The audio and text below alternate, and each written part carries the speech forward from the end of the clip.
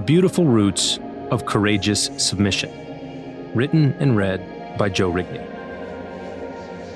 When you think of examples of biblical courage, who comes to mind? Perhaps Abram, leading his 318 fighting men into battle to rescue his nephew Lot. Or perhaps young David and his sling facing off against Goliath. Or perhaps Peter and the apostles standing before the Sanhedrin and boldly promising to obey God and not men. All of these would be good answers.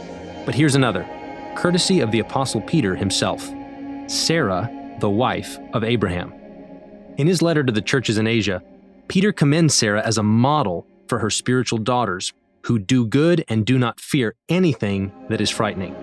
Sarah is a prime example of biblical courage and fearlessness, and exploring the expression and source of her courage can strengthen women of God today. Her well-ordered soul. What form did Sarah's courage take? It began in what Peter calls the hidden person of the heart, with the imperishable beauty of a gentle and quiet spirit, which in God's sight is very precious. This is not a personality trait, as though God prefers introverts to extroverts. There's nothing inherently virtuous in being a shy wallflower. Instead, a gentle and quiet spirit refers to mental fortitude, emotional strength, and spiritual composure. This sort of woman has a well-ordered soul, one that is composed and content in her calling and station. A quiet spirit is the opposite of a loud one. Consider Solomon's warnings about the forbidden woman, the adulteress. She is loud and wayward, her feet do not stay at home. The Apostle Paul issues a similar warning about women who are idlers, going about from house to house, and not only idlers but also gossips and busybodies, saying what they should not. The opposite of such loud, discontented, wayward women is those who marry, bear children, manage their households, and give the adversary no occasion for slander. In sum, Sarah-like courage begins with a composed soul, with firmness and emotional fortitude to be self-controlled, not brash, harsh, loud, or meddling, but sober-minded and strong in the face of dangers and potential fears. We might consider Peter's commendation in light of an earlier exhortation, where he urges all of his readers to roll up the sleeves of their minds, be sober-minded, and set their hope fully on the coming grace of Christ. Such is the posture of Sarah's spiritual daughters. Feminine courage in action. Though such courage starts with the hidden person of the heart, Peter is clear that it becomes visible and manifest. He says that the well-ordered soul is a beautiful adornment for a wife, a beauty that is expressed not in the ostentatious and decadent way of the world, but in Sarah-like submission to her husband. This is how the holy women who hoped in God used to adorn themselves, by submitting to their own husbands, as Sarah obeyed Abraham, calling him Lord. Notice that submission involves both actions and words. Sarah obeyed Abraham, and she called him Lord. Some modern people may chafe under such exhortations. Others may roll their eyes. Our egalitarian culture has conditioned many to bristle and mock at any talk of obedience, at least outside of very small children. The words submit and obey now carry infantilizing or patronizing connotations. For a wife, a grown woman, to obey her husband is to debase herself. For him to desire and expect such submission is boorishly arrogant and presumptuous. What a different world the Bible is. When equality goes awry. C.S. Lewis would undoubtedly say that our imaginations have been baptized by the democratic and egalitarian sentiments of our age, and this to our own harm.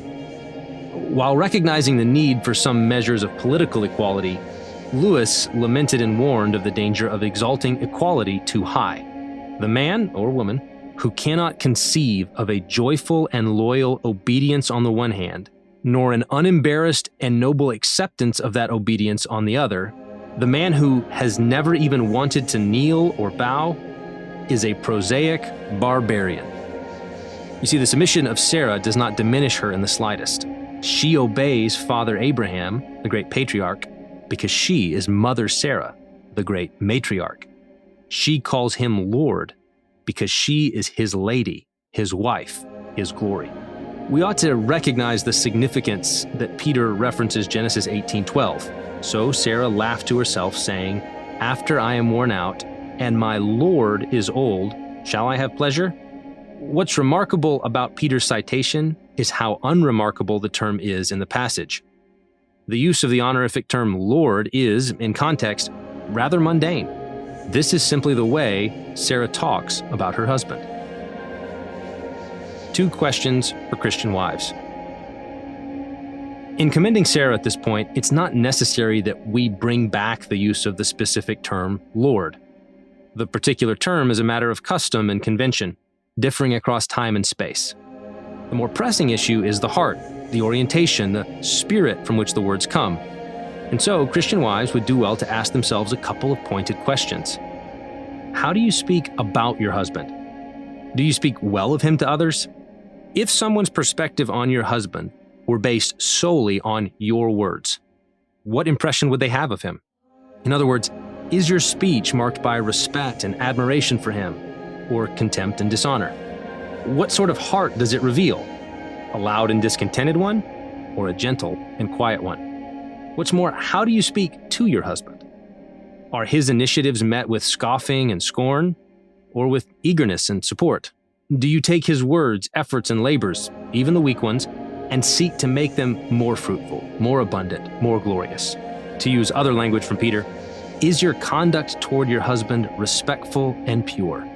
Does it show proper holiness, regard, and esteem? Bravery before warriors. Looking to Sarah as a model of submission, obedience, and respectful conduct and speech doesn't entail that a wife join her husband in disobedience or passively accept his negligence and folly. Just consider Abigail, a true daughter of Sarah if ever there were one. She recognized the ingratitude and idiocy of her foolish husband Nabal and immediately took action to save her household. But she did so like Sarah, not like Abraham. Abraham showed courage by assembling 318 fighting men and leading them into battle. Abigail showed courage by assembling gifts and food and offering them to David with respect, honor, and gratitude while appealing to God. In other words, Abigail, in seeking to rectify her husband's sinful error and folly, showed the imperishable beauty of a gentle and quiet spirit. Her soul was in submission to God, content in his kindness, and ready to speak and act with appropriate submission and obedience. And God blessed her. Deepest source of courage. Sarah-like courage begins with a well-composed soul, the hidden person of the heart, and then expresses itself in respectful words and obedient conduct. But underneath the hidden person of the heart is something even more fundamental, which we dare not miss. The fundamental marks of women like Sarah are holiness and hope. This is how the holy women who hoped in God used to adorn themselves. Sarah hoped in God. He was her refuge and strength, a very present help in trouble. He upheld and strengthened her in the face of dangers, and this holy hope composed her soul and quieted her heart. Submission, obedience, and respectful speech adorned this hope. Maintaining this hope was undoubtedly difficult. It's frightening to follow a fallible man, especially when God calls him to leave country and kindred and journey to a far country. Maintaining such hope requires real mental and emotional effort, but God was gracious, and Sarah hoped in God and did not fear anything that was frightening. May her daughters today do so as well.